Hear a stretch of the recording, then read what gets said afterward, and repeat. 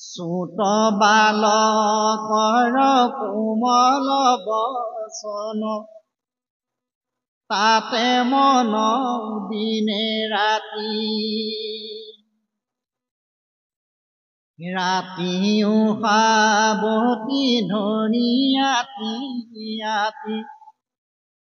পুত্ৰক গলত বান্ধে যদি কদাচিত ব্যাধি উপস্থিত তেবে সবে বেৰি কান্দে ইহে নয় পুতৰ স্নেহ কতে জীৱে পাৰিবে কোনজনে কেহু এৰিবা নপাৰয় তাক কহিলো মই যতনে হৃদয় কহৰে স্নেহৰ দুহিতা পৰম গুণে যুগুত ভাতি প্ৰীতি মাতি সকলে সুহৃদ গুৰুজনয়দভূত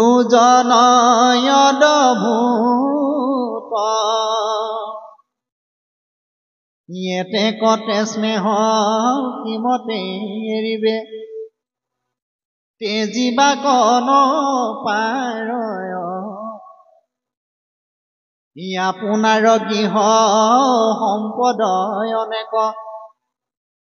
হৈবে কমোহ নিশ্চয় মন কুহৰয় পুত্ৰ পত্নীচয় গাম ভূমিয় সংখ্যাত অনেক পুৰুষ আছে যিটো বস্তু মনে বাঞ্ছানেৰে তাত বাৰু কৃষ্ণ পৰম কৃপালয় বা সমস্ত আমাৰ পৰম শ্ৰদ্ধাৰ আমাৰ পিতৃস্বৰূপ অৰূপ শইকীয়া বাপ আমাৰ আসনত ব্যাখ্যা এখনত উপবিষ্ট হৈছে পৰৱৰ্তী ব্যাখ্যা তেখেতক কাট ধৰিবলৈ আমি সেৱা ধৰিছোঁ শ্ৰীমন্ত শংকৰ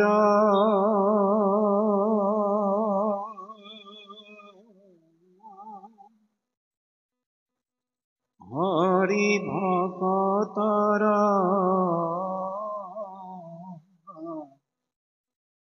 জানা যেন কলে তৰু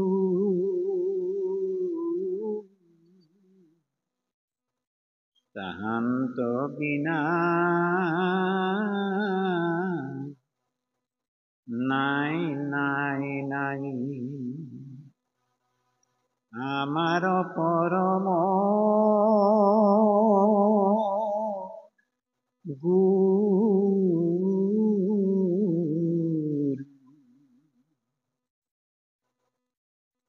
শান্ত বিনা নাই নাই নাই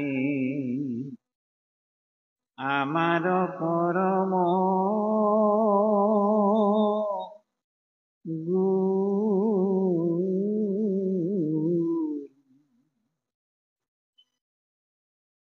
জন্মতে স্পর্শিল মৃত্যুতু ঘকিল শঙ্করর পদ ভুলি জীবন নাতর যবনিকাতানো জয় গুরু শঙ্কর বুদ্ধি এরাম জীবন নাতর যবনিকাতানো জয় গুরু শঙ্কর বুদ্ধি কৃষ্ণ আজন্মৰ সেৱাস্থলী বাপ বান্ধৱ ভাই মাতৃবৃন্দ,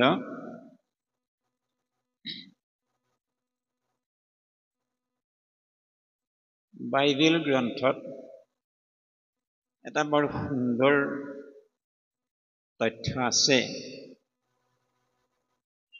Where two or more assemble in my name, I am there. অৰ্থাৎ য'ত দুজন বা বহুজন ব্যক্তি একেলগ হৈ মোৰ গুঞ্জ শ্ৰৱণ কীৰ্তন কৰে, মোৰ কথা পাতে, I am there, মই তাতে থাকোঁ। এই সম্পৰ্কে এটা কাহিনী মনত পৰিছে। এবাৰ দেৱৰখী নাৰদ বৈকুণ্ঠলৈ গৈ আছিল। আমাৰ অসম প্ৰান্তৰ এজন ভকতে ৰাস্তাতে লগ পালে। নাৰদক দৰ্শন পাই অসম মুলুকৰ বাট জনাই দেৱৰখী নাৰদক সেৱা ধৰিলে আৰু সুধিলে, মুনিবৰ কোনফালে? নাৰদে ক'লে, বাপ মই বহুদিন বৈকুণ্ঠপতি প্ৰভুক দৰ্শন পোৱা নাই, এবাৰ দৰ্শন কৰি আহোঁ বুলি আহিলোঁ। ও ৰাম, কৃষ্ণ কৃষ্ণ, মুনিবৰ মইতো প্ৰভুৰে নাম গুণ গাই থাকোঁ, কিন্তু প্ৰভু ক'ত থাকে মই আজিলৈকে নাজানো নহয়। এই অধৰ্মৰ হৈ বাৰু এই প্ৰভুৰ ওচৰত আপুনি ভগৱন্ত বস্তু ক'ত থাকে এই মোৰ হৈ অকণমান জানি আহিবনে, মোক জনাই যাবনে ঘূৰি যাওঁতে? নাৰদে ক'লে, এবাৰ হ'ব। গৈ বৈকুণ্ঠ পালেগে দেৱৰখী, ভগৱন্তৰ লগত আলাপ কৰি আছিল। আহিবৰ সময় হ'ল। কথাষাৰ মনত পেলাই নাৰদে ভগৱন্ত প্ৰভুক জনালে, প্ৰভু বৰ কথা এটা হ'ল নহয়। বোলে কি? মই আহি থাকোঁতে ৰাস্তাত অসম প্ৰান্তৰ এজন ভকত মোক লগ পাই ক'লে, তেওঁ হেনো আপোনাৰে নাম গুণ গাই থাকে, কিন্তু আপুনি ক'ত থাকে আজিলৈকে বাটজনে নাজানে, অকণমান তেখেতৰ কাৰণে জনাই দিবনে? এতিয়া ভগৱন্তই নাৰদক ক'লে, নাহম তিষ্ঠামি বৈকুণ্ঠে যোগিনাম হৃদয়ে নচ মদ ভক্তা যত্ৰ গায়ন্তি তত্ৰ তিষ্ঠামি চ নাৰদ। নাৰদে ক'লে, প্ৰভু বৰ কথা হ'ল নহয়, সেইজন অসমৰ ভকত, সংস্কৃত নাজানে নহয়। কৃষ্ণই ক'লে, তাতকৈ ডাঙৰ কথা হ'ল নহয়। বোলে কি? মইতো অসমীয়া নাজানো। বোলে কি হ'ব এতিয়া উপায়? এতিয়া কৃষ্ণই ক'লে দেৱৰখী নাৰদৰ আগত, তেৰাইহে ক'ব, তেৰা পূৰ্ণ অৱতাৰ শংকৰ। আমাৰ কৃপালু গুৰুজন বস্তুৱে সেই আধাৰতে কীৰ্তন গ্ৰন্থত সেই শ্লোক ভাগি ভাঙনি কৰিছে বা ঠাই দিছে। মন কৰিব লগা কি বুলি ক'লে, ও ৰাম নাৰদত বিষ্ণু আসন্ত কৈ বৈকুণ্ঠ তুমই নাথাকুৰৈ যোগীৰো হিয়ায়ে লিখ দাই থাকো ভকতৰ কীৰ্তন চাই। নাৰদত বিষ্ণু আসন্ত কৈ কৃপালু গুৰুজনে সৰলীকৰণ কৰিলে, বৈকুণ্ঠতো মই নাথাকোঁগৈ। বাপ সমস্ত আইসকল, ভগৱান কৃষ্ণ এনেকুৱা নহয় কেৱল বৈকুণ্ঠতে থাকে, নহয়। কেৱল যোগীৰ লগতে থাকে, নহয়। যোগীসকলে যুগ যুগান্তৰ ভগৱন্তকে ধ্যান কৰি থাকে, সততে যোগীসকলৰ লগত ভগৱন্ত বস্তু বিদ্যমান। কিন্তু তাৰ অৰ্থ এইটো নহয় যে মই যোগীৰ হৃদয়ত থাকিও সিমান ভাল নাপাওঁ, বৈকুণ্ঠত থাকিও সিমান ভাল নাপাওঁ, য'ত মোৰ ভকতসকলে মোৰ গুঞ্জ শ্ৰৱণ কীৰ্তন কৰে, তাত থাকি মই যিমান ভাল পাওঁ। এতেকে বাপ সমস্ত, আজি আমাৰ প্ৰাণজিৎ গগৈ বাপজনাৰ গৃহত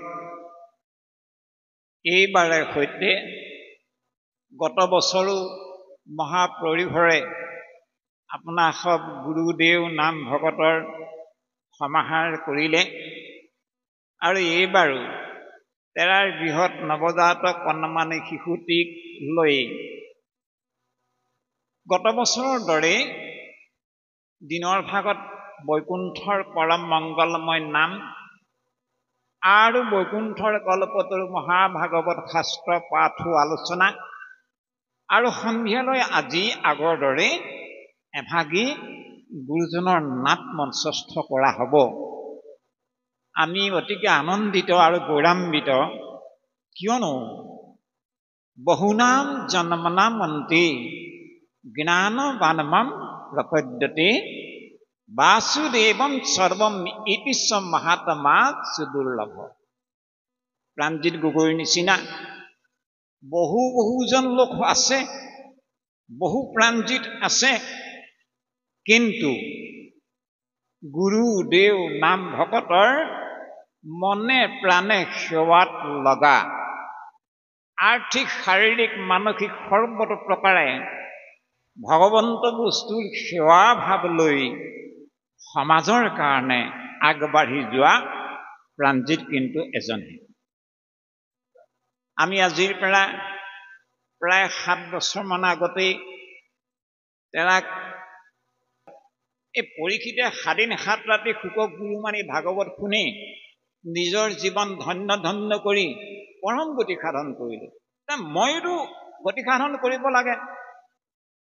মন্ত্ৰীবৰ, মোৰ ৰাজ্যত বাৰু এনে এজন পণ্ডিতজী নোলাবনে যিজনে মোক তাহানি শুকগুৰুৱে পৰীক্ষিত ৰজাক 7 দিন 7 ৰাতি ভাগৱত শুনোৱাৰ দৰে মোকো শুনাব পাৰিব? তে মন্ত্ৰীয়ে ক'লে, ৰাজন বিচাৰিব লাগিব, অনতি পলমে বিচাৰিবলৈ হওক, এনে এজন পণ্ডিতজী আনিবলৈ হওক যিজনে মোক 7 দিন 7 ৰাতি ধাৰাসাৰে ভাগৱত শুনাই দিব পাৰিব। তে মন্ত্ৰী গ'ল আৰু চহৰে নগৰে ইফালে সিফালে ঘূৰি দিনমান দিনটো নাই, পণ্ডিতজী লগ পোৱা নাই। সন্ধিয়াৰ আগে এখন চহৰত গৈ এজন মানে গেৰুৱা বসন পৰিধান কৰা পণ্ডিতজীক পিছফালৰ পৰা দেখা পালে আৰু মাত লগালে, ৰে পণ্ডিতজী। পণ্ডিতজীয়ে খুব সন্ধিয়াৰ আগমন লৰালৰিকে গৈ আছে। পণ্ডিতজীয়ে মন কৰা নাই, পিছফালৰ পৰা আকৌ মাতিছে, ৰে পণ্ডিতজী। আৰে দাদা কি না? পণ্ডিতজীয়ে ঘূৰিছে, মোকে মাতিছে। पंडित जी रोई गल, क्या बात है? अरे हमारा जो राजन है ना, हाँ जी, अरे 7 दिन 7 रात का भागवत सुनने को बहुत इच्छुक है, कृपया आप सुना सकेंगे? तो पंडित जी भाविले, बाप रे मैं यदि रजा 7 दिन 7 राति भागवत शुनाई দিব পাৰো, মোক বিদায় উপঢৌকন কম জনাবনে বাৰু? হে মোৰ এই হাতত ধৰি চেপেনা লৈ ঘূৰি ফুৰা वो भिखारी जीवन शेष, तो हुए कृपा जी, कोई बात नहीं, हम सुना सकेंगे, तो आप जाना पड़ेगा। मंत्री ने बोले, आपका मर्जी है, चाहे तो अभी चलिए। चलिए भाई, कोई बात नहीं। ते लगा और मंत्री लगत पंडित जी आহি গল আৰু ते ৰজাই যেতিয়া বিয়লি বেলা দেখিলে, ৱাহ মন্ত্ৰী বৰ আজি দিনমান দিনটো বিচাৰি দেহি ঐ এজন পণ্ডিতজী আনিলেগে আৰু পণ্ডিতজীক ৰজাই সসন্মানে বহুৱালে। বহুৱাই ৰজাই ৰাজআভূষণ খুলিলে। মন্ত্ৰীক ক'লে যে ভাগৱত আনিবলৈ হওক, ভাগৱত আনি দিলে। ধুনীয়াকে জেগা চাফ চাফাই কৰি পণ্ডিতজীক গুৰু আসনত বহুৱালে আৰু এতিয়া পণ্ডিতজীয়ে ভাগৱত ক'বলৈ আৰম্ভ কৰিলে। ৰজাই শুনিবলৈ ল'লে। কৈ গ'ল শুনি গ'ল, কৈ গ'ল শুনি গ'ল, 7 দিন 7 ৰাতি অনৰ্গল সুৰে ভাগৱত ক'লে আৰু সুধিলে। হয় হয়, পণ্ডিতজীক এতিয়া আৰু শেষৰ দিনা 7ম দিনা আৰু বিয়লি বেলা বিদায় সম্ভাষণ জনাব লাগে। পণ্ডিতজীক আৰু গুৰু বাননি বিদায় এনেকুৱা বুজাই বুজাই হাতীয়ে ঘোঁৰাৰ পিঠিত মানে বুজাই বুজাই তুলি টোপোলা মানে স্বৰ্ণ মুদ্ৰা, ৰূপৰ মুদ্ৰা, বিভিন্ন ধৰণৰ অমূল্য ৰত্ন দি গুৰুক পণ্ডিতজীক বিদায় দি দিলে। ৰজা আছে আৰু এদিন সিদিনকে 4-5 দিন পাৰ হ'ল। ৰজাই মন্ত্ৰীক সুধিছে, মন্ত্ৰীবৰ বোলে ৰাজন ক'তা? তাহানিখন পৰীক্ষিত ৰজাই শুকগুৰু মুখৰ পৰা ভাগৱত শুনিলে, শুনিও শেষ হ'ল, এই পৰীক্ষিত পৰম গতি হ'ল। যে মইতো 7 দিন 7 ৰাতি শুনাৰ পিছত আজি 4-5 দিন পাৰ হ'ল, মোৰতো পৰম গতি হোৱা দূৰৰে কথা, মোৰ আগৰ যিটো মনৰ ধন টকা পইচা ৰাজ্য ঐশ্বৰ্য বিভূতি যিবোৰ চিন্তা সেইবোৰ এতিয়াও মোৰ মনলৈ আহি আছে। কথা মোৰতো মনটোৰো পৰিৱৰ্তন হোৱা নাই, কিবা মোক ভালকে ভাগৱত নকলে নেকি? এই পণ্ডিতজীক আকৌ মাতি দিবলৈ হওক। মন্ত্ৰীয়ে বিচাৰি বিচাৰি গৈ পণ্ডিতজীক মাতি আনিলে। বহুৱালে। ৰজাই ক'লে আৰু, পণ্ডিতজী আপুনি মোক ভালকে ভাগৱত নকলে নেকি? কিয় নাই কোৱা? মই ঠিকেই কৈছিলো, আপুনি ভালকে নুশুনিলে হপায়। নাই নাই, ৰজাই কৈছে মই আপুনি যেনেকে কৈছিলে মই তেনেকেই ধাৰাসাৰ শুনি গলো। তাহানি পৰীক্ষিত যা শুনি শেষ হ'ল আৰু গতি হ'ল। মোৰটোতো গতি হোৱা দূৰৰে কথা, মোৰ মনটোৰো অকণো পৰিৱৰ্তন নাই, মেথাটো ক'ত? তেতিয়া পণ্ডিতজীয়ে ক'লে, মোৰ এজন ৰাজন গুৰুজী আছে নহয়। আপোনাৰ গুৰুজী এতিয়াও আছে বোলে? মোক গুৰুজীক মাতি আনিব লাগিব, গুৰুজীহে আচল বেমাৰটো ক'ত ক'ব পাৰিব। মাতি আনিবলৈ হওক দেহি ঐ, আপোনাৰ গুৰুজীক মই দৰ্শন পাম, মোৰহে সৌভাগ্য, মাতি আনিবলৈ হওক। পণ্ডিতজীয়ে গৈ আৰু পণ্ডিতজী গুৰুজীক মাতি আনিলেগৈ। গুৰুজীক ৰজাই বহুৱালে। বহুৱাই গুৰুজীক গোটেই কেছটো ক'লে আৰু, গুৰুজী এইজন পণ্ডিতজী আপোনাৰ শিষ্য হয়নে? বোলে হয়। আপোনাৰ শিষ্য পণ্ডিতজীক মই গুৰু মানি 7 দিন 7 ৰাতি ভাগৱত শুনিলো। তাহানি শুকগুৰুক পৰীক্ষিত ৰজাই 7 দিন 7 ৰাতি ভাগৱত শুনিলে আৰু পৰীক্ষিতৰ পৰম গতি হ'ল। মইতো 7 দিন 7 ৰাতি ভাগৱত শুনিলো, মোৰতো গতি হোৱা দূৰৰে কথা, মোৰ অকণমানো পৰিৱৰ্তন নাই, কথাটো কি হ'ল? তেতিয়া গুৰুজীয়ে ক'লে, ৰাজন এইবোৰ বাদ দিয়ক, মোক বাৰু আপুনি অকণমান সময়ৰ কাৰণে আপোনাৰ ৰাজদণ্ডৰ ৰাজক্ষমতা মোৰ হাতত দিবনে? ৰজাওতো মানে হাঁহ নাই, একো নোকোৱা হ'ল, ঠিকনা নাই। এই সন্যাসী হাতত ৰাজদণ্ড হাঁহ বুলি কম, যিদিন কি বা কৰে। গতিকে লৈ দিম বুলি ক'ব নোৱাৰা হ'ল, নিদিম বুলি ক'ব নোৱাৰা হ'ল, মৌন হৈ আছে। এতিয়া গুৰুজীয়ে আকৌ ক'লে, ৰাজন আপুনি চিন্তা নকৰিব, অকণমান সময়ৰ কাৰণে দিয়ক আপোনাৰ ৰাজক্ষমতা, আৰু আপুনি পুনৰ ঘূৰাই লৈ ল'ব। ঠিক আছে, মই এই মুহূৰ্ততে মোৰ ৰাজক্ষমতা মই গুৰুজীৰ হাতত সমৰ্পণ কৰিলো। গুৰুজীয়ে মন্ত্ৰীক কৈছে, মন্ত্ৰীবৰ বোলে গুৰুজী মোক এই মুহূৰ্তত 2ডাল লৌহ শিকলি আনি দিবলৈ হওক। লোহাৰ শিকলি 2ডাল আনি দিলে মন্ত্ৰীয়ে। গুৰুজী অনা হ'ল। ইয়াৰ প্ৰথমডাল শিকলিৰে ৰজাক ভাগৱত শুনোৱা পণ্ডিতজীৰ 2 হাত বন্দী কৰি দিবলৈ হওক। দিলে বন্দী কৰি, ৰজাৰ হুকুম আৰু। এতিয়া গুৰুজী ৰজাৰ বোলে গুৰুজী 2 নম্বৰ শিকলিডাল, আৰু 2 নম্বৰ শিকলিডালে এই পণ্ডিতজী গুৰু মানি ভাগৱত শুনা যিজন ৰজা, সেই ৰজাৰ 2 হাত বন্দী কৰিবলৈ হওক। বন্দী কৰি দিলে। এতিয়া গুৰুজীয়ে ৰজাক কৈছে, ৰাজন আপুনি যে কৈছিলে যে তাহানি পৰীক্ষিতে ভাগৱত শুনি শেষ হ'ল, পৰম গতি হ'ল, মোৰতো একো পৰিৱৰ্তন হোৱা নাই, তাৰ উত্তৰটো ইতিমধ্যে মই দিলো। ৰজাই ক'লে, মই বুজা নাই গুৰুজী। বোলে বুজা নাই? বুজা নাই। যি মুহূৰ্ততে আপোনাৰ মন্ত্ৰীবৰে যেতিয়াই পণ্ডিতজীক ৰাস্তাত লগ কৰি এই প্ৰস্তাৱটো আগবঢ়াইছিল যে 7 দিন 7 ৰাতি ভাগৱত শুনাই দিব পাৰিবনে ৰজাক, সেই মুহূৰ্ততে ভাগৱত বক্তা পণ্ডিতজীয়ে মনতে এটা কল্পনা কৰিছিল, বাহ মই যদি ৰজাক ভাগৱত 7 দিন 7 ৰাতি শুনাই দিব পাৰো, মোক টকা পইচা ঐশ্বৰ্য বিভূতি ধন ৰত্ন অলপ দিব নেকি? এই বুলি এটা মোহ নামৰ শিকলিত নিজে বান্ধ খাই লৈ ভাগৱত কোৱা হ'ল। যাৰ কাৰণে নেকি পণ্ডিতজীয়ে ভাগৱত কোৱাৰ পৰাও কোনো উপকাৰ সাধন নহল। নম্বৰ 1। 2 নম্বৰত ক'লে, ৰজাই যদিও বা ভাগৱত শুনিবলৈ ললে ভাল কাম, বৰ ডাঙৰ পুণ্যবানৰ কাম, কিন্তু বোলে দেখাক দেখি উঠে গা, আদায় বোলে মোকো খা, সেই ধৰণে হলে নহব। ৰজাই মনতে ভাবিলে, এই পৰীক্ষিতহে গতি পাব পাৰে নেকি, মইতো ৰজা, সমান ৰজা, আমি দুইজন সমান ৰজা, গতিকে মই গতি হব লাগে। এই অহং ভাৱেৰে শুনাৰ কাৰণেও ৰজাই এই দম্ভ অহংকাৰত মত্ত হৈ সেই যিটো তমগুণৰ শিকলিত বন্দী হৈ শুনা হ'ল, যাৰ কাৰণে নেকি শুনাৰ পৰাও কামত নাই। কি কাৰণে?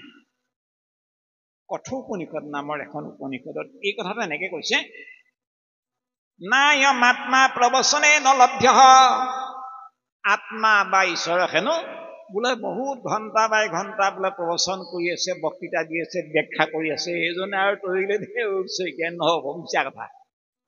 সেই কথাটো কৈছে, নায়ম আত্মা প্ৰবচনেন লভ্য ন মেধয়া বহুনা শ্ৰুতেন, না বহু বহু ঘণ্টা বোলে একেধাৰে শুনি আছিল বোলে তৰিলাউদে নহ'বও পাৰে। সেইকাৰণে আমি সদায় শুনা আৰু কোৱাৰ মাজত খুব সাৱধানতা অৱলম্বন কৰিব লগা আছে। যি কোৱা যায় বাস্তৱ জীৱনত তাক নিজে আচৰিছো নাই এবাৰ কিন্তু আমি চিন্তা কৰি চোৱাৰ এটা সময় আহিব, তেতিয়াহে ভাগৱত ধৰ্ম হ'ব। সেই কথাটোকে 9 গৰাকী সিদ্ধৰ ভিতৰৰ কবি নামৰ সিদ্ধগৰাকীয়ে নিমি ৰজাৰ আগত ভাগৱত ধৰ্ম বুলি কৈছে। কি বুলি কৈছে? অ ৰাম আপুনি আচৰি ধৰ্ম আনকো শিখাই,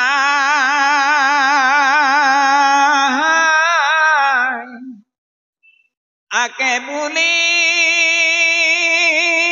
ভাগৱতী ধৰ্মনি মিৰাই। ভাগৱতী ধৰ্ম, ভাগৱত ধৰ্ম আৰাকে বোলা যায় যি ভাগৱত ধৰ্ম নিজে আচৰি আনক কোৱা যায়। নিজৰো কল্যাণ হ'ব, আনৰ তেতিয়া কামত আহিব কল্যাণ। কিন্তু এই অধৰ্মৰ নিচিনা সেই পণ্ডিতজী আৰু এই অধৰ্মৰ মাজত পাৰ্থক্য নাই। যাৰ কাৰণে নেকি আজি প্ৰায় 25 বছৰৰ ঊৰ্ধত গ'ল ভাগৱতৰ ব্যাখ্যা, গীতাৰ ব্যাখ্যা, কীৰ্তন নামঘোষাৰ ব্যাখ্যা কৰোঁতে গ'ল। কিমানজনক আগবঢ়াব পাৰিলো সেইটোহে আচল কথা। নাই, আমাৰ প্ৰাণজিৎ গগৈ উদীয়মান যুৱকজনাক লগ পোৱাৰ আগত, তাৰো 4-5 বছৰ আগত এজন ব্যক্তি ওলাইছিল, সেইজনকো প্ৰায় 3 বছৰমান লাগি এজনে সুদক্ষ ব্যাখ্যাকাৰ হিচাপে উলিওৱাৰ প্ৰয়াস কৰাইছিল, ওলাই গৈছিল। শিমলুগুৰি বসবাস কৰা এজন ডাক্তৰ প্ৰবীণ কোঁৱৰ, সুপ্ৰখ্যাত এজন ব্যাখ্যাকাৰ, সুবক্তা হৈ ওলাইছিল। কিন্তু আমাৰে দুৰ্ভাগ্য, কৰোনাৰ ক্ষণত বহুজনৰ প্ৰাণ দিলে, কিন্তু নিজৰ প্ৰাণ নিজে এৰিব লগা হ'ল। তাৰপিছত ভাবিলো নাই, ডাক্তৰ প্ৰবীণ কোঁৱৰ গ'ল মানে অৰূপ শইকীয়াৰ সোঁহাত গ'ল। মানে তেৰা ওলোৱাৰ পিছত শিমলুগুৰি, লাকুৱা, গড়গাঁও, গেলেকী সেই চাইডটোত মই নগলেও হৈ যায়, সুন্দৰকে চলাই থাকে। কি প্ৰভু ভগৱন্তৰ কৃপা, অকণমান মন নিকা আছিল কাৰণে এই বাপজনাক লগ পাই গ'ল। নিশ্চয় এই বাপজনাই আমি ব্যাখ্যাত থাকোঁতে বহুবিলাক কথা ভুলকেই কৈছিলো, কিন্তু ভুল কথাবোৰৰ মাজতো চাগে নিশ্চয় কৰবাত নহয় কৰবাত কিবা এটা দুই এটা শব্দ এৰাৰ মনত ধৰি গৈছিল, ভাল বুলি ভাবিছিল, যাৰ কাৰণে ধৰি লোৱাৰ কাৰণে এৰা কিন্তু ওলাই গ'ল। প্ৰভু সমস্ত আই মাতৃবৃন্দ, নমেধয়া শ্ৰুতেন, অৰ্থাৎ মেধা শক্তি অৰ্জন কৰি আমি বহুত ঘণ্টাৰ উপৰি ঘণ্টা বোলে শুনি আছো, বোলে কল্যাণ হ'ব নহ'বও পাৰে, এই কথাটো কৈছে উপনিষদ ভাগে। গতিকে আমি শুনাৰ কাৰণে আমাৰ মহাপুৰুষৰ আৰ্হিত আমি মন কৰিব লগা কথা আছে। গুৰুজনে কি বুলি কৈছে? ভক্তি প্ৰদীপ নামৰ গ্ৰন্থ ভাগত আপোনালোকে নিশ্চয় পোৱাসকলে পাইছে, আৰু যাৰা সমস্যা পোৱা নাই চাব, তাত কি বুলি কৈছে? শ্ৰৱণৰ বিষয়ক এই কথাখিনি মন কৰিব লাগে। কি বুলি ক'লে? অ ৰাম কৃষ্ণ কথা শুনে মাত্ৰ নাথাকে মনত, প্ৰাকৃত শ্ৰৱণ বুলি কহিল সাম্প্ৰত। সদায় হেনো আমাৰ এই বৈকুণ্ঠ ধামত ভাগৱত অনুষ্ঠানত 3 প্ৰকাৰৰ শ্ৰোতা থাকে, উত্তম, মধ্যম আৰু নিম্ন মানদণ্ডৰ শ্ৰোতা বা প্ৰাকৃত শ্ৰোতা বুলি কোৱা হয়। এই প্ৰাকৃত আমাৰ এতিয়া বৰ্তমান সমাজত এই অনুষ্ঠান ভাগতো 3 পৰ্যায়ৰ শ্ৰৱণ আমাৰ হৈ আছে। প্ৰাকৃত শ্ৰৱণ কোনসকল? ধৰি লওক ৰুমৰ ভিতৰত আছে কোনোবা, চেয়াৰত বহি আছে, কোনোবাই ধৰি লওক অন্য ভিতৰত কিবা কামতে ব্যস্ত হৈ আছে, কিন্তু মনটো লগাই আছে ইয়াত। কৰবাত আকৌ কোনো বহুজন আই বাপে হয়তো ৰাস্তাত থিয় হৈ অকণমান ভৰি চলাচল কৰি আছে, দিনটো বহি ভাগৰ লাগিছে, কিন্তু মনটো ইয়াত লগাই থৈছে যদিও ভালকে কথাবোৰ গৰকিব পৰা নাই, ভালকে শুনি গ্ৰহণ কৰিব পৰা নাই। ইয়াত বহি থকা আই বাপসকলৰ মাজৰো কোনো লোকে হয়তো শুনিব লাগে কাৰণে শুনা হৈছে, কিন্তু মনত এটাও ৰাখিব পৰা হোৱা নাই, ভালকে শুনা নাই, সেইকাৰণে ৰাখিব পৰা হোৱা নাই। সেই কথাটো কৈছে, কৃষ্ণ কথা শুনে মাত্ৰ নাথাকে মনত, প্ৰাকৃত শ্ৰৱণ বুলি কহিলো সাম্প্ৰত। শুনিব লাগে কাৰণে শুনিলে, কিন্তু এটাও বোলে বাপ বোলে কালি বোলে প্ৰাণজিৎ গগৈ বাপজনাৰ গৃহত সেই অনুষ্ঠান ভাগত ভাগৱত পাঠ আলোচনাত আছিলা নেকি? আছিলো। কেনেকুৱা লাগিল? কি কম আৰু আই, বহুত সুন্দৰ লাগিল নহয়। এই অকণমান কিবা কিবি ক'বলৈ হওকচোন, মই যাব নোৱাৰিলো। বাইদেউ মোৰ এটা মনত নাথাকিল নহয়।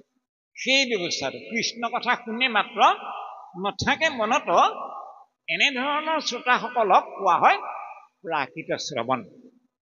2 নম্বৰত মধ্যম শ্ৰোতাসকলৰ কথা কৈছে, অ ৰাম শ্ৰৱণ মাত্ৰকে কৃষ্ণ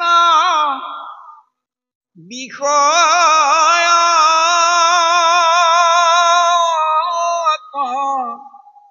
মন। শ্ৰৱণ হৈ আছে, কীৰ্তন হৈ আছে, কোনো আই বাপে এনেকুৱা একান্ত মানে শুনিবৰ যত্ন কৰিছে, ওচৰতে কিন্তু আন বাপ আই এগৰাকীয়ে গুণগুণাই আছে নহয়, কিবা এটা কৈ আছে নহয়। সেই গুণগুণনিৰ কাৰণে, সেই পৰিৱেশ নষ্ট কৰি দিয়াৰ কাৰণে পৰবোধে দক্ষ নোহে মধ্যম শ্ৰৱণ। পৰবোধে দক্ষ নোহে মানে নিজে কিন্তু কম বা বেছি পৰিমাণে হ'লেও বুজি পালে, ভালকে বুজিবলৈ অকমান অসুবিধাত পৰিল, যে গুণগুণাই আছিলে, পৰিৱেশটো যে নষ্ট হৈ আছিলে, সেইকাৰণে খৰচি মাৰি কথাবোৰ ল'ব নোৱাৰিলে, অকমান পৰিৱেশটোৱে আমনি কৰি দিয়াৰ কাৰণে। সেইকাৰণে পৰবোধে দক্ষ নহল, অৰ্থাৎ আজিৰ বাদে কালিলে আনুসমস্তক কৈ এই অনুষ্ঠান ভাগত হোৱা ভাগৱত তত্বৰ বিষয়ক কথাসমূহৰ মাধ্যমেদি ইয়ালৈ নাহাকত থকা আনুসমস্তৰো মনক শুদ্ধ কৰিব পৰা শক্তিটো সেই শ্ৰোতাজনৰ নহল। সেইকাৰণে সেই ভাগে শ্ৰৱণ কৰা জনৰ শ্ৰৱণক মধ্যম শ্ৰৱণ বুলি কোৱা হয়। 3 নম্বৰত উত্তম শ্ৰৱণ। শুনিলে বুজিতে পাৰে পৰত কহিত উত্তম শ্ৰৱণ বুলি কহিল নিশ্চিত। শুনিলে আমাৰ ইয়াত 3 নম্বৰ উত্তম শ্ৰোতা বাপ আই সমস্ত আছে। তেৰা সমস্তাই কেনেকে শুনে, কেনেকে মন কৰে, মন কৰক। শুনিলে বুজিতে, যদি শুনি থাকোতে কিবা যদি বুজাত গণ্ডগোল হৈছে, এটা প্ৰশ্ন আগবঢ়াই দিলে, কেলে প্ৰশ্ন আগবঢ়াই দিলে, ভালকে বুজি ল'বলৈ মন আছে। শুনিলে বুজিতে ভালকে বুজি ললো, সেইকাৰণে আজিৰ বাদে কালিলে পাৰে পৰত কহিত, আনৰো মনত সেই কথাবোৰ সোঁৱৰাই, সেই কথাবোৰৰ মাধ্যমেদি আনৰো মনৰ দুৰ্বলতাটো, আনুসমস্তৰ মনৰ মানে অন্ধানুকৰণক খণ্ডন কৰি যুক্তি সহকাৰে তেৰা সমস্তকো মহাপুৰুষীয় আৰ্হিত প্ৰতীয়মান কৰাই দিব পৰা যিটো শক্তি থাকে, সেই উত্তম শ্ৰোতাজনৰ সেই শ্ৰোতাজনক সেই ভাগ শ্ৰৱণক উত্তম শ্ৰৱণ বুলি কোৱা হৈছে। আৰু কীৰ্তন গ্ৰন্থই প্ৰশংসা কৰিছে কি বুলি মন কৰিব মহাপুৰুষৰ কলমে, অ তাৰা হবে ধন্য তাৰা হবে পূজা তাৰাহে সুৰহিত জন কলি যুগে হৰি আনকো বোলাৱে আপোনো কৰে কীৰ্তন। তাৰা হবে ধন্য। অৰ্থাৎ যিসকলে ভাল ধৰণে শুনি ললে বুজি ললে আনকো সেই নিজে বুজা কথাটো ন দি কৈ আনৰো সংশয় ভঞ্জন কৰাত লাগি গল, তাৰা হবে ধন্য, তাৰা হবে পূজ্য, তাৰাহে সুহৃদজন কলি যুগে হৰি আনকো বোলাৱে আপুনিও আচৰে। অৰ্থাৎ আপুনিও কৰে কীৰ্তন। প্ৰভু সমস্ত আই মাতৃবৃন্দ, আমি অতিকে সৌভাগ্যৱান। কিয়নো বছৰটোৰ মূৰত হলেও প্ৰাণজিৎ গগৈ নামৰ বাপজনাই এককভাৱে অকলে সমস্ত ৰাইজে গাঁওবাসী ৰাইজে কৰিব লগা কামটো তেৰাই অকলে শাৰীৰিক মানসিক আৰ্থিক সকলো প্ৰকাৰে তেৰাই আপোনাসবে যাতে আৰামত বহি আপোনাসবে যথা সময়ত এটুপি জলপান এটুপি চাহ এখন তামোল পাইছে, এভাগ সিদ্ধ অন্ন পাইছে, ইয়াতকৈ আৰু কোনো সুবিধাৰ কোনো প্ৰয়োজন নাই। ইমান সুবিধা কৰি দিছে। আৰু নিম্নাসন আছে, বৈকুণ্ঠৰ উচ্চাসনতো আছে। যতে যেনেকে যাৰ যি সুবিধা অসুবিধা আছে বহি মাথোন শুনিব লাগে। ভাই মহন্তৰ মুখে কথা শুনা প্ৰথমত তেনেকে পুৰুষে পায় ভকতিৰতত। কথা শুনিলেহে গুচে মনৰ সংশয়, কৃষ্ণৰ সেৱাত ৰতি তেবেশে বাঢ়য়। আমি ঈশ্বৰ কৃষ্ণ ভগৱন্তৰ দুখানি পাদপদ্মত আমাৰ ৰতি প্ৰীতি শ্ৰদ্ধা নিবেদনৰ কাৰণে আমি কোনো তপ কৰিব নালাগে, কোনো যাগযজ্ঞ কৰিব নালাগে, কোনো পূজা পাতল কৰিব নালাগে, কোনো দান দক্ষিণা কৰিব নালাগে, কোনো শ্ৰাদ্ধ পিণ্ড কৰিব নালাগে। কেৱল এটাই কাম কৰিব লাগিব, সাধুসন্ত আপোনাসব মহামহন্তৰ শ্ৰীমুখে আমি শ্ৰৱণ কৰিব লাগিব। কেনেকে? উত্তম শ্ৰৱণ প্ৰক্ৰিয়াৰে আমি কথা যিমান পৰিমাণে শুনিব পাৰো সিমান পৰিমাণে আপোনাৰ মোৰ হৃদয়খনত জমা হৈ থকা মলবোৰ আঁতৰিব আৰু আনো সমস্ত মল দূৰ কৰাৰ শক্তি আমাক লগন হৈ যাব। প্ৰভু সমস্ত কাৰ্যসূচী চলি আছে, ক'ব লগা কথা ধেৰ আছে যদিও তথাপিতো মই কালি এগৰাকী পৰহি দিনা মানে বেদস্তুতি গুৰুজনৰ কীৰ্তন গ্ৰন্থৰ 3 ভাগ অধ্যায়ৰ তাত বেদস্তুতি বিষয়ক থুলমূলীয়া মানে খুব সামান্য চিন্তাৰে মই কেইটামান ভিডিঅ' দি আছিলো। এগৰাকী কোনোবা দেৱী ব্ৰাহ্মণ তান্ত্ৰিক প্ৰক্ৰিয়াত জড়িত থকা নিশ্চয় মানে আয়ে ভাগৱত গ্ৰন্থৰ 10ম স্কন্ধত বেদস্তুতি, কীৰ্তন গ্ৰন্থত গুৰুজনৰ আধাৰত বেদস্তুতি 3 ভাগ অধ্যায়ত 3 ভাগ অধ্যায়তে আদি মধ্য অৱসান শেষ কেৱল মাত্ৰ এভাগেই মহাতত্বৰ কথা প্ৰকাশ কৰিছে। ঈশ্বৰ কৃষ্ণ ভগৱন্তৰ গুণ যশ শ্ৰৱণ কীৰ্তন নামিব কেৱলম কলো নাস্তেব গতিৰ অন্যথা বুলি সিদ্ধান্ত দিছে। আমি তেনেধৰণে নামক প্ৰাধান্য দি ঈশ্বৰ কৃষ্ণ ভগৱন্তৰ পাদপদ্মত বেদসমূহে কেনেকে স্তুতি কৰিছে, বেদস্তুতিৰ পৰা আমি কি ল'ব লগা আছে, আমাৰ সামাজিক জীৱনত আমাৰ সমাজ ব্যৱস্থাত বৰ্তমান বৈদিক পৰম্পৰা মানে কেনেধৰণে ভাবি আছো আৰু বেদসমূহে কি বুলি কৈছে। বেদে একেবাৰে 3 নম্বৰ অধ্যায়ৰ শেষৰ মানে পদযোগাত কি বুলি কৈছে, এৰাম তোমাৰ পৰম জ্ঞান দিও ক মাধৱ মোক সুখে দুখে যিটো দিনহীন দিও সেহি নাৰায়ণ শ্ৰৱণ কীৰ্তন ভক্তি নহো যেন বেদৰ অধীন। স্বয়ং বেদসমূহে কৈছে দুলৰী ছন্দত 3 নম্বৰ অধ্যায়ৰ শেষৰ ফালে যে তোমাৰ পৰম জ্ঞান দিওক মাধৱ মোক সুখে দুখে যিটো দিনহীন, দিন মানে দুখীয়া, হীন মানে নোহোৱা, অৰ্থাৎ তোমাৰ গুণ জোখে তোমাৰ নাম বস্তুৱে কোনো কালে কেতিয়াও অভাৱ নাই। দিও সেহি নাৰায়ণ শ্ৰৱণ কীৰ্তন ভক্তি নহো যেন বেদৰ অধীন। আমি বেদসমূহৰ অধীন যাতে আমি বেদসমূহ হৈ থাকিবলগীয়া নহয়। ইয়াৰ অভিপ্ৰায় কি? এনেধৰণৰ কথাবোৰ বিশ্লেষণ কৰি দিয়া এটা ভিডিঅ' চাই এগৰাকী আয়ে ক'লে, আপুনি সনাতন ধৰ্ম মানে নাজানে। ৱাহ, সনাতন ধৰ্ম মানে আইগৰাকীয়ে কি বুজিছে? মই মানে ভাবি ভাবি শেষত এটাই সিদ্ধান্ত পালো, নিশ্চয় তেৰা এই সনাতন ধৰ্ম মানে ইন্দ্ৰ চন্দ্ৰ সূৰ্য কুবেৰ বায়ু বৰুণ যাক যগ পূজা পাতল দান দক্ষিণা শ্ৰাদ্ধ পিণ্ড এইবোৰকে বুলি ভাবি থাকে নেকি? সেইবোৰকে সনাতন ধৰ্ম বুলি ভাবি থাকে নেকি? আৰে সনাতন ইন্দ্ৰক কৈছে নেকি? সনাতন চন্দ্ৰ কুবেৰ বায়ু বৰুণ অগ্নি চন্দ্ৰ সূৰ্যক কৈছে নি? সনাতন নাই কোৱা। আমাৰ কৃপালু গুৰুজনে সনাতন কাক কৈছে?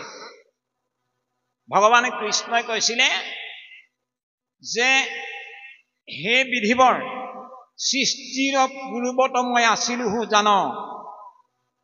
মই সৃষ্টি যেতিয়া একো নাছিলে তেতিয়াও কেৱল সৃষ্টিত এভাগেই ৰত্ন আছিল, সেইভাগ মই নিজে। পিছে মই আকৌ কাৰোবাৰ কাৰ্য হৈ নাছিলো, কাৰোবাৰ কাৰণ হৈ নাছিলো। কাৰ্য কাৰণত কিছু নাছিলে আনহাতে এই সংসাৰখনৰ প্ৰত্যেকটো বস্তুৱে এটা আনটোৰ কাৰ্য ইটো সিটোৰ কাৰণ ৰূপে প্ৰকাশ পাই আছে। বোলে এই অনুষ্ঠান ভাগ কাৰ কাৰণে হ'ল? বোলে প্ৰাণজিৎ গগৈ বাপজনাৰ কাৰণে হ'ল। কাৰণ হ'ল প্ৰাণজিৎ গগৈ। বোলে কাৰ্য কি? বৈকুণ্ঠৰ কল্পতৰ ভাগৱত বস্তু নাম সিংহ মহাকাৰ্য হ'ল। বোলে ব্ৰহ্মাক কোনে স্বজন কৰিলে? তজুনাভি কমলত ব্ৰহ্মা ভৈলা জাত, অৰ্থাৎ ব্ৰহ্মাৰ কাৰণ হ'ল ব্ৰহ্ম। এই ব্ৰহ্ম কাৰ কাৰণে হ'ল বুলি কোনো প্ৰশ্নও নাই, উত্তৰ নাই। সেই কথাটো কৈছে, সৃষ্টিৰ পূৰ্বত মই আছিলো জান, কাৰ্য কাৰণ কিছু নাছিলে কোৱা নাই। সেই বিধিবৰ দেখিবে ক মোক মাত্ৰ সৃষ্টিৰ মধ্যত, যত দেখা শুনা মানে ময়ে বিচাৰত। পিছে বিধিবৰ মনত ৰাখিবা, এই সৃষ্টিখন দেখি থকা জগতখন বেছি দিন নাথাকে। এনে এটা দিন আহিব যিটো দিনত ই আকৌ অব্যক্ততে নিৰ্যান হব। অব্যক্তাদীনি ভূতানি ব্যক্তম মধ্যানি ভাৰত, অব্যক্তান নিধনান্নেব তত্ত্বকা পৰিদেৱনা। এই বুলি অৰ্জুনৰ আগত ভগৱান কৃষ্ণই কলে, হে অৰ্জুন, তুমি যে এই পিতামহ ভীষ্ম দ্ৰোণ দুৰ্যোধন দুঃশাসন ধৃতৰাষ্ট্ৰ এই গোটেইবিলাকক যে দেখিছা, এইবিলাক ক'ৰ পৰা আহিছিল জানা? অব্যক্তৰ পৰা। অব্যক্তাদীনি ভূতানি, আপুনি আমি সমস্তজন অব্যক্তৰ পৰা, অব্যক্ত পৰম ব্ৰহ্মৰ পৰাই আমি আগমন হল। ব্যক্তম মধ্যানি ভাৰত, মাজতে কেইটামান দিনৰ কাৰণে আমি দেখা দেখি হৈ আছো, কোৱা মেলা শুনা মেলা কৰি আছো, আৰু কেইটামান দিনৰ পিছত অব্যক্তান নিধনান্নেব, পুনৰ আকৌ আমি অব্যক্ততে আমি শেষ হৈ গুচি যাম। মাটি পানী দেহা মাটি পানীতে বিলীন হৈ যাব, পঞ্চভৌতিক দেহা ইয়াতে এৰি থৈ আমি অব্যক্তৰ পৰা আহিছিলো আৰু অব্যক্ততে গুচি যাব লাগিব। হে ব্ৰহ্মা, অৱশেষত থাকো মই সৃষ্টিৰ অন্তত, কুণ্ডল ভাংগিলে যেন সোণা স্বৰূপত। এই সৃষ্টি যেতিয়া নাইকিয়া হব, তেতিয়াও থাকি যোৱা তত্ত্ব কেৱল মই মাথো। সেই ঈশ্বৰ কৃষ্ণ ভগৱন্তকে কেৱল সনাতন বুলি কোৱা হয়। আৰু সেই সনাতন ব্ৰহ্ম বিষয়ক যিখিনি নীতি নিয়ম, যিখিনি লেখন ভাষণ, যিখিনি আৰ্হি প্ৰণালী, সেইসমূহকে সনাতন ধৰ্ম বুলি কোৱা হয়। আইগৰাকীয়ে কৈছে আপুনি সনাতন ধৰ্ম নাজানে নেকি? মই ভাবিলো মইতো এই সনাতন ব্ৰহ্মৰ সম্পৰ্কে কৈ আছো, আৰু সেই সনাতন ব্ৰহ্মৰ সম্পৰ্কে আমাৰ কৃপালু গুৰুজনাই কি বুলি কলে মন কৰিব লগা। আমাৰ কৃপালু গুৰুজন বস্তুৱে প্ৰচাৰ কৰা ধৰ্মভাগৰ নাম একশৰণ নাম ধৰ্ম বুলি আমি জানো। কিন্তু এই একশৰণ নাম ধৰ্মৰ আন এটি নাম হল, যি ভাগক কব লাগিব সনাতন ধৰ্ম। এই সনাতন ধৰ্ম মানে কি? সনাতন মানে কি? যি সৃষ্টিৰ আগত আছিল এতিয়াও আছে, সৃষ্টি নহলেও থাকি যাব, তেৰা সনাতন। সেই সনাতনৰ বিষয়ে আমাৰ কৃপাল গুৰুজনাই ঘোষা জকাত যে আমি নাম গাওঁতে মানে পহিলা মানে লগোৱা হয়, কৃষ্ণ হৰি ৰাম ৰাম ৰাম অনন্ত অচ্যুত সনাতন নাৰায়ণ প্ৰাণে কৃষ্ণ হৰি ৰাম ৰাম ৰাম অনন্ত অচ্যুত সনাতন কি নাৰায়ণ, যি নাৰায়ণ সমস্তৰে প্ৰাণ। নম্বৰ 1 অৰ্থাৎ ঈশ্বৰ সনাতন। 2 নম্বৰ কৃপাল গুৰুজনে বৰগীত এচুকাৰ জৰিয়তে সনাতন শব্দটো প্ৰকাশ কৰিছে, মন কৰিব। অপৰভাতে সুমৰু গোবিন্দ হৃষিকেশ চিদানন্দ মূৰুতি কপট গোপবেশ। ও কৃষ্ণ নন্দ যশোদাৰ পুত্ৰ নি? কৃষ্ণ বসুদেৱ দেৱকীৰ পুত্ৰ নেকি? নহয়, এই কথাটো কৈছে। কি তেতিয়াহ'লে? নন্দ যশোদাৰ ঘৰত লীলা কৰি থকা কৃষ্ণ কি? কপট গোপ ৰূপ, কপট গোপবেশ বুলি কৈছে কৃপাল গুৰুজনৰ ৰূপী। কৃপাল গুৰুজনে কৈছে পৰভাতে সুমৰু গোবিন্দ হৃষিকেশ চিদানন্দ মূৰুতি কপট গোপ দেশ। অৰ্থাৎ কপট ৰূপহে গোৱালৰ ল'ৰা, কিন্তু এতেকে বুলি সামান্য গোৱালৰ ল'ৰা নহয় কৃষ্ণ। তাৰপিছত কি বুলি ক'লে? অসত্য সনাতন নিত্য নিৰঞ্জন দেৱ সত্য সনাতন নিত্য নিৰঞ্জন দেৱ অনাদি অনন্ত জহি বিনে নাহি কেৱ। সত্য সনাতন নিত্য নিৰঞ্জন দেও, অনাদি অনন্ত, যাৰ বাহিৰে আৰু দেও বোলে বেলেগে দেও কোনো নাই। অৰ্থাৎ সনাতন পদে, সনাতন ধৰ্ম মানে সেই পৰম ব্ৰহ্ম ঈশ্বৰ কৃষ্ণ ভগৱন্তৰ নিয়মাৱলী নীতি নিয়ম গুণ যশকে একমাত্ৰ সনাতন ধৰ্ম বুলি ধৰি ল'ব লাগিব। মহাপুৰুষ কৃপাল গুৰুজনাৰ আৰ্হি। গতিকে আমি সেই আইগৰাকীয়ে ভবা কথাটোৰ আমি পৰৱৰ্তী এটা ভিডিঅ' কৰি তাক আমি সোঁৱৰাই দিয়া হ'ল। যিহেতু আমি কেতিয়াও সনাতন ধৰ্ম মানে যে কালী পূজা, দুৰ্গা পূজা, ইন্দ্ৰ চন্দ্ৰ সূৰ্য পূজা এইবোৰক আমিতো সনাতন ধৰ্ম বুলি বুজি নাপাওঁ। গতিকে সনাতন পদে ব্ৰহ্মাক নুবুজায়, মহেশক নুবুজায়, ইন্দ্ৰ চন্দ্ৰ সূৰ্য কুবেৰ বায়ু বৰুণক নুবুজায়, কেৱল সত্য সনাতন এজন ভগৱান কৃষ্ণ। আমাৰ কৃপাল গুৰুজনে সেই পৰম ব্ৰহ্ম সনাতনক প্ৰসন্ন কৰাৰ একমাত্ৰ উপায় যিহেতু নাম কেৱল, সেইকাৰণে আমাৰ নামৰ মাধ্যমেৰে কৃপাল গুৰুজনে আমাক নামৰ নদী বোৱাই দি আমাৰ ধৰ্মভাগৰ নাম সৰ্বশ্ৰেষ্ঠ এভাগ নাম দিলে আমাক একশৰণ নাম ধৰ্ম। আজিও আমাৰ সমাজত এনেকুৱা ভকত আছে। আজি কেইদিনমান আগতে আমাৰ দিখৌমুখ অঞ্চলৰ অমূল্য নেওগ বাপ বিয়োগ হ'ল। 10ম দিনলৈকে সন্ধিয়া সন্ধিয়া বাপজনাৰ গৃহত মানে সন্ধিয়া ভাগৱত পাঠ শ্ৰৱণ, পাঠ আলোচনা হয়। বহুত সুন্দৰ সুন্দৰ ব্যাখ্যাকাৰসকল, শ্ৰোতা বাপ মণ্ডলী আইসকল গোট খাই, মানে প্ৰত্যেক দিনাই এটা এটা সকাম আৰু ইমান ভকত গোট খায়। এজন বাপে ব্যাখ্যা আগবঢ়ালে যে 14শ শতিকাত বৈষ্ণৱ ধৰ্ম প্ৰথম আৰম্ভ হৈছিল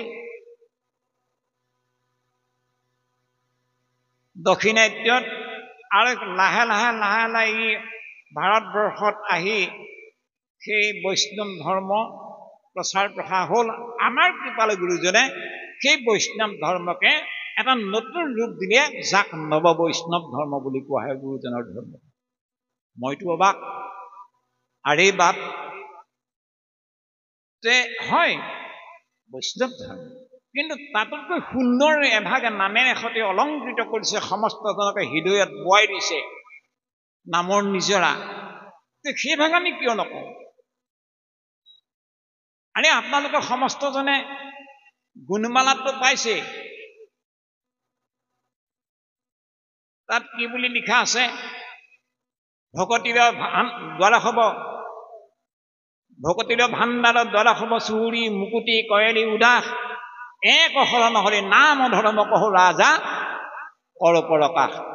আৰে আমাৰ গুৰুজনে গুণমালাত তাত সুন্দৰ সাৱলীলভাৱে প্ৰকাশ কৰিছে যে পৰীক্ষিত ৰজাক শুকগুৰুৱে যি বুলি কৈছিল, হে ৰাজন, পৰীক্ষিত ৰাজন, মই তোমাক এতিয়া একশৰণ নাম ধৰ্মৰ বিষয়ে কম। আমাৰ কৃপাল গুৰুজনাই সেই কথাটো সুন্দৰকে তাৰ নিজা ভাষাত আমাক বুজাই দিছে যে আমাৰ ধৰ্ম বস্তু ভাগৰ নাম একশৰণ নাম ধৰ্ম। বৈষ্ণৱ ধৰ্ম বুলি ক'লে হয়, সি কিন্তু এটা খুব সংকীৰ্ণ, এটা দুৰ্বল এটা পৰিচয় হ'ব।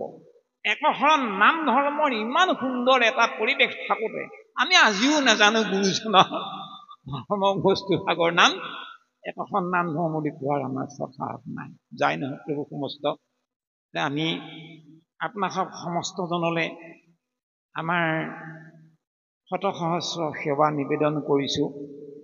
বেছি সময় নাই, অকণমান সময়ৰ পাছতে আমাৰ কৃপালু গুৰুজনাৰ একশৰণ নাম ধৰ্মৰ প্ৰচাৰ প্ৰসাৰ কৰা যে সৰ্বশ্ৰেষ্ঠ যি ভাগ মহান ৰাস্তা, সেই ৰাস্তা ভাগৰ আৰম্ভ হ'ব, অৰ্থাৎ যাক আমি ভাওনা বুলি কোৱা হয়।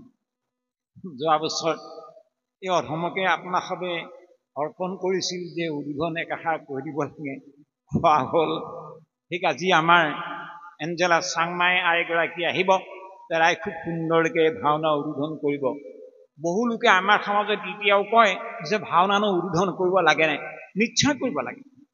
কেলে ভাওনাৰ বিষয়ে আমি বহুত কথা জানিব লগা আছে। গুৰুজনাই চিহ্ন যাত্ৰাৰ সৃষ্টি কৰিছিল, চিহ্ন মানে কি তাক নাজানো, ভাওনা মানে কি তাক নাজানো। বোলে আমি এইটো পৰম্পৰাত পাইছো, বোলে 7টা বৰসবাহৰ মূল্য যি, এভাগ ভাওনাৰ মূল্য হেনো সি। গতিকে কথাটো কি, ৰহস্যটো কি? এই গোটেই কথাবোৰ যে আমি সূত্ৰই নাচি আছে বৈঠকসকলক সুধিলে, আহে চাংগি আকাশে কি বাদ্য বাজত্ব? বৈঠকসকলক সুধিলে, বৈঠকি আমি কৈ দিলো যে আকাশে দেৱদুন্দুভি বাজত্ব এই বুলি কৈ আমি খোলটো বজাই দিলো। আমি কলোৱে দেখোন দেৱদুন্দুভি বাজিছে বুলি সূত্ৰক সোঁৱৰাই দিলোৱেই, কিন্তু আমি বজালো কি? খোলটোহে বজালো। দেৱদুন্দুভি আমাৰ ইয়াত আছে, কোন ভাগত কোৱা হয় আজিও তাক নাজানো। সপ্তৰস মানে কি আজিও নাজানো। সপ্তৰসযুক্ত এভাগ নাটক যদি মঞ্চস্থ কৰা হয়, অভিনয় কৰা হয়, তাৰ মহাপৰিণাম ইমান মহান বুলি কৈছে গুৰুজনে। অ ৰাম সপ্তৰসে সপ্ত মহা যজ্ঞ ফল পায়, এতেকে সৰ্বলোকে ভাৱনা ৰাই। আমাৰ যে ভাওনা ভাগ লাভ কৰা হ'ল কেতিয়া? যেতিয়া অপাৰ্থক হৈ যায় সকলো প্ৰকাৰে, উপায় নাই আৰু বৰসভা ভাওনা লাভ কৰা হৈছে, মানে শেষ ভাৰসাৰ ভাওনাতে শেষ আৰু। সেই ভাওনাৰ মহত্ব ইমান, সপ্তৰসযুক্ত এভাগ ভাওনা যদি প্ৰদৰ্শন কৰালে সপ্তৰসে সপ্ত মহাযজ্ঞ ফল পায়, মানে 7টা বৰসভাৰ যিটো ফল সেইটো কথা কৈছে। এতেকেহে সৰ্বলোকে ভাওনা কৰা। যাই নহওক সেইটো বিষয়লৈ আমি এতিয়া যাব নিবিচাৰো, কিন্তু দায়িত্বটো এজনক দি থোৱা আছে।